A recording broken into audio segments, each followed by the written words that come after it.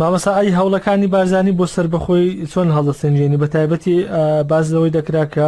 عاملی ناوخۆیانی هۆکارە ناوخۆیەکان و ئەو قەیرانانە وای کرد کە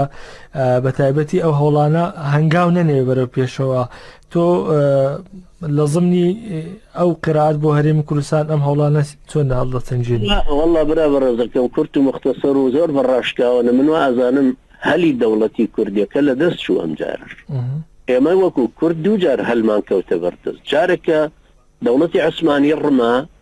هەموو شوێنێک بەشی خۆی وەرگرت دەوڵەت نەما سیستم نەما جاری دووهەم کە سەدام حوسێن لە ناوچوو احتیلال هاتە ناوە دەوڵەت نەما مؤسساتی دەوڵەتی سەر لەنە دروست کرایە ئێمە ئەم دوو هەلە هەردووچیمان لە دەست چوو دوای ئێستا وەکو ڕاپرسیەکی گشتی لە کوردستانە کە بکرێ شتێکی باشە خۆ بەڵام کورد هەمووی استعدادێکی هەیە خۆ کورد ئەزمەی ئەوەی نییە کە بڵە جیابینەوە چونکە لە ناو کووردا کۆمۆنیستەکانی کوردیش 1940 ڕازی نەبوون بە عێراق چێتی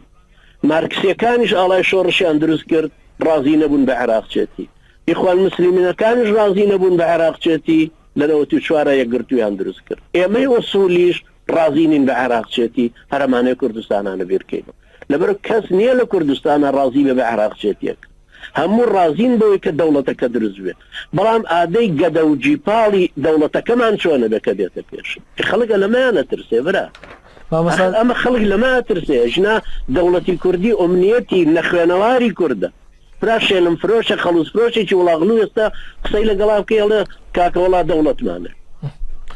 چیمان داوە لە عەرەب و تورک و فارس بێنە سەر گەدەمان و نەوتمان بدزن و خێر و خێراتمان و ئەشکەوتەکانمان لێ بکەن بە غازی کیمیاوی جینۆسایدمان